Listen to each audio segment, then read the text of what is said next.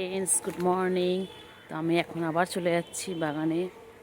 কালকে তোমাদের দেখিয়েছিলাম, বাগানটা শেয়ার করেছিলাম। দেখো, এই যে ঝুড়ি নিয়ে নিয়েছি। তো চলো যাই বাগানে। তো এই যে ঝুড়ি নিয়ে নিয়েছি, যাচ্ছি এখন কাঠকুড়াতে।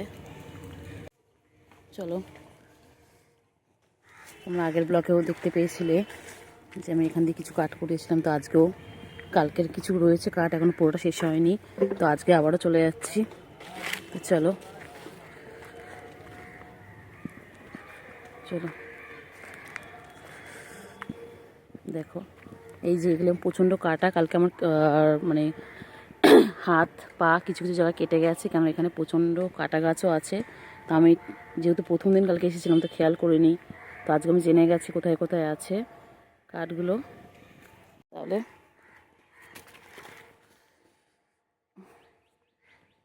যে দেখো, এটাকে এখন দুটুকরো করে নেবো, কারণ ঝুড়িতে ধরবে না।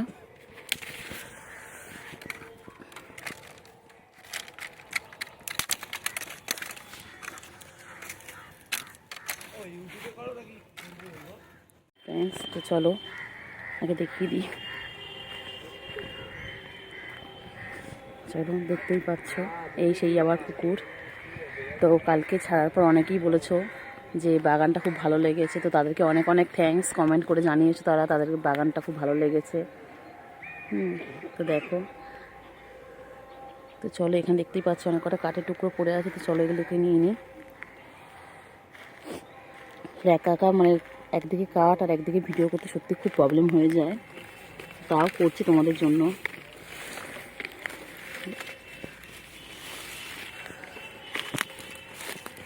তো চলো দেখো, এগুলো চলো ঝুড়িতে রেখে আসি।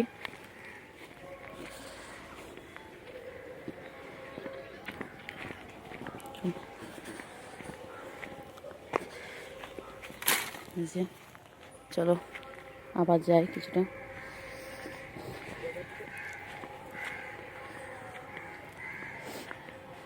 এখানে বেশ অনেক কটাই কাঠ দেখতে পাচ্ছ পড়ে রয়েছে।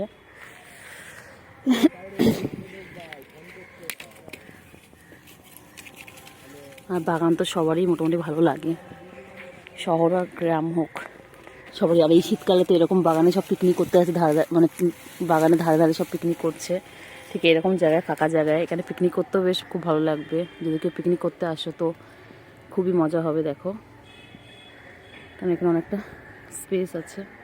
দেখো, আর এই পুকুরের মধ্যে দুখানা পানকৌড়ি অনেকটা দূর দিয়ে যাচ্ছে। দেখো, চারিদিকে সবুজ আর সবুজ, চারিদিকে সবুজের মেলা। দেখো,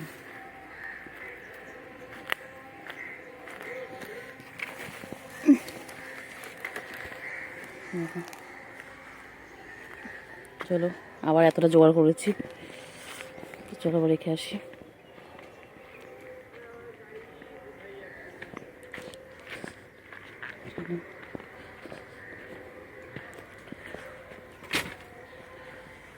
বেশ অনেকটাই হয়ে গেছে কিছু। এখানে যে গাছগুলো আছে দেখো, প্রচুর লম্বা লম্বা। আর এখানে শুকনো কাঠ প্রচুর পড়ে, কাকগুলো ভেঙে ভেঙে ফেলে। দেখো, দেখে কলা গাছটাই বেশি, আর লম্বা লম্বা ফ্রিজ গাছে ভর্তি। দেখো,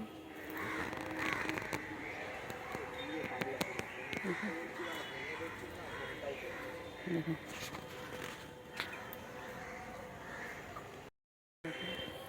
আর সকাল সকাল ঘুম থেকে, শীতকালের সকালে, গরমকালে হয়তো আসতে পারবো না, যেহেতু শীতকালের সকালে তো বাগানে আসতে খুবই ভালো লাগে। সকালবেলা ঘুম থেকে উঠে কিছুক্ষণের জন্য চলে আসি, মোটামুটি 10-15 মিনিট মতন থাকি। তার মধ্যে যে কটা কাঠ হয় সে কটা কাঠ নিয়ে নিই, নিয়ে ঘরে চলে যাই। দেখো, সকালবেলা ফ্রেশ লাগে একদম বাগানে আসলে। আর রোদটা খুবই ভালো লাগে, যেহেতু সকালবেলা ঘুম থেকে উঠে বেশ অনেকটা ঠান্ডা ঠান্ডা লাগে, কম্বলের বাইরে বেরোলেই ঠান্ডা ঠান্ডা লাগে। তো সেই জন্য পুকুরের ধারে এসে বাগানের মধ্যে সেটা খুবই আরামদায়ক। আর তো কিছুদিন তারপরে আবার সেই গরম, তখন মানুষ এসি চালিয়ে শীত চাইবে, ঠান্ডা চাইবে। এই দেখো, এত কাঠ এখানে। এখানে অনেকগুলোই টুকরো আছে, কাঠের টুকরো। দেখো, তো ভয়ও লাগে যদি সাপ ফাপ থাকে, কিন্তু তাও ভয় করলে তো হবে না, তাও দেখি সাহস করে।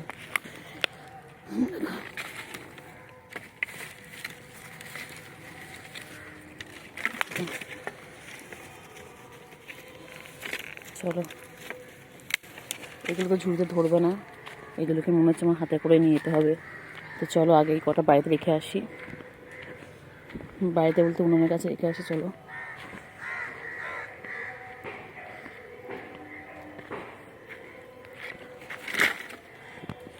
চলো। সকালবেলা এখন এটাই হয়েছে, ফার্স্ট ডিউটি হবে আমার ঘুম থেকে উঠে বাগানে গিয়ে কাটানা। মা তো বারবারই বলে যাস না যাস না, ওখানে সাপ ফাপ আছে, পোকামাকড় আছে, কিন্তু আমি ভাবলাম না, চলো। দেখো,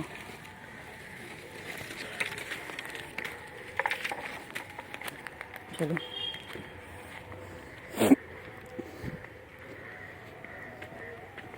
এমন করে কাঠগুলো রাখা রয়েছে, মনে হচ্ছে না কেউ যেন এখানে গুছিয়ে রেখে গেছে আমার জন্যে। দেখো, কেউ হয়তো জানে আমি এখানে আসি, তাই জন্যে গুছিয়ে রেখে গেছে। দেখো,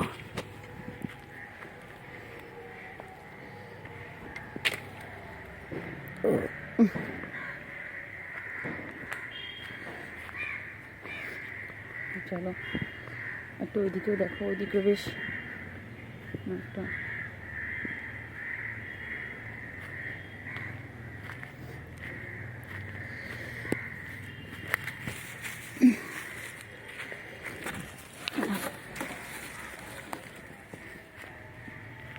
আছে।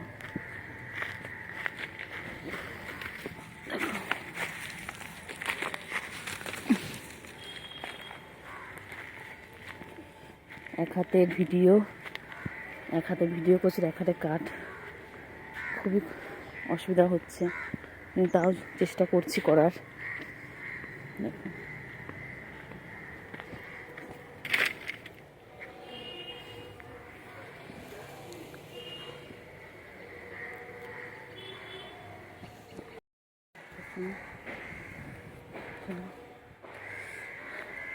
গায়ের থেকে শালটা খুলে দিলাম, তো প্রচুর ঠান্ডা লাগছে। দেখো, হাওয়া হচ্ছে প্রচুর।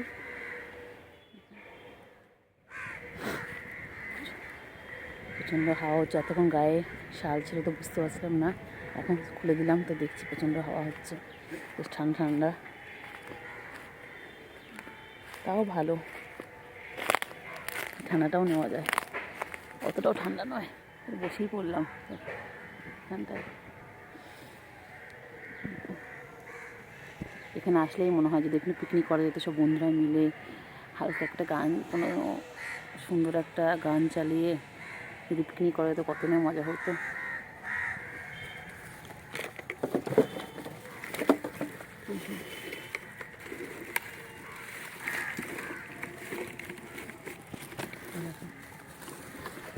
চলো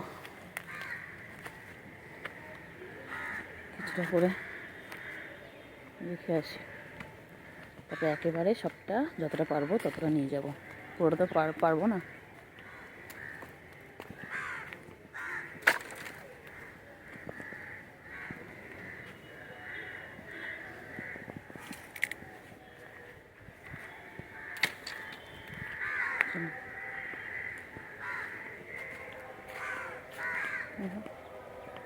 অনেকটাই বড়, ওই পাশে বাড়িঘর এটা।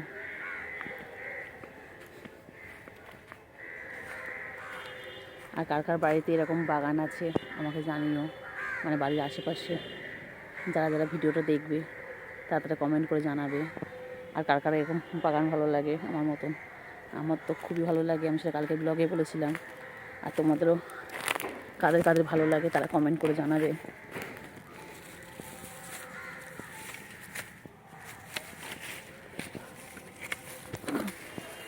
অনেক লম্বা লম্বা আছে, সবটা আমি দুটুকু করতে পারি না, অতটা সত্যি আমার গায়ে আসে না, তা যতটা পারি করার চেষ্টা করি।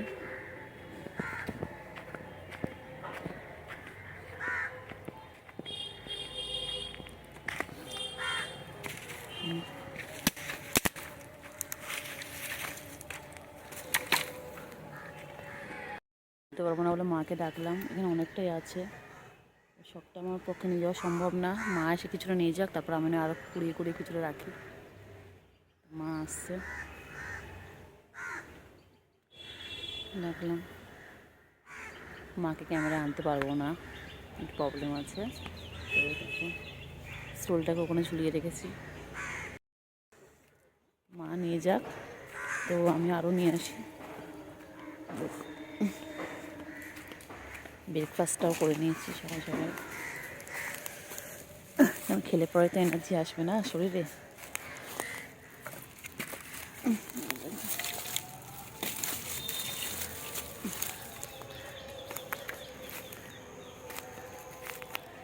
করতে করতে না পুকুরের মধ্যেই ঢুকে যায়, দেখবো হয়তো ভিডিও চক্করে পুকুরে চলে গেছে।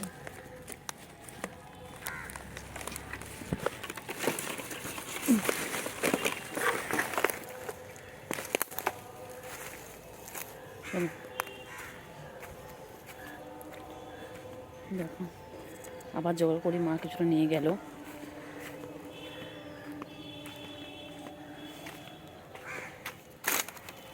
দেখো কিছুটা খালি হয়ে গেল, মা কিছুটা নিয়ে চলে গেল। এখানে বেশ অনেক কটাই টাকা ছিল, মাকে বললাম কিছুটা নিয়ে যান।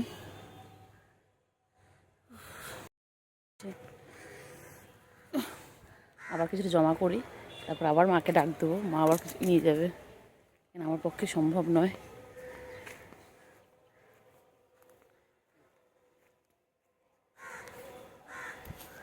চারিদিকে কাঠ ভর্তি, কোন দিকে যাবো বুঝতে পারছি না। আগে পুকুর দিকেরগুলোই যাই, কিন্তু ভয়ও লাগছে, যতবার পা দিচ্ছি মনে হচ্ছে না পুকুরের মধ্যে না পাটা ঢুকে যাচ্ছে।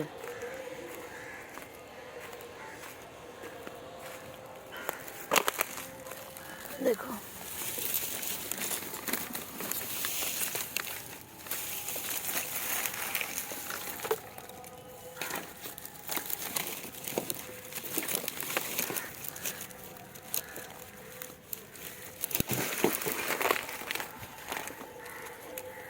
চলো।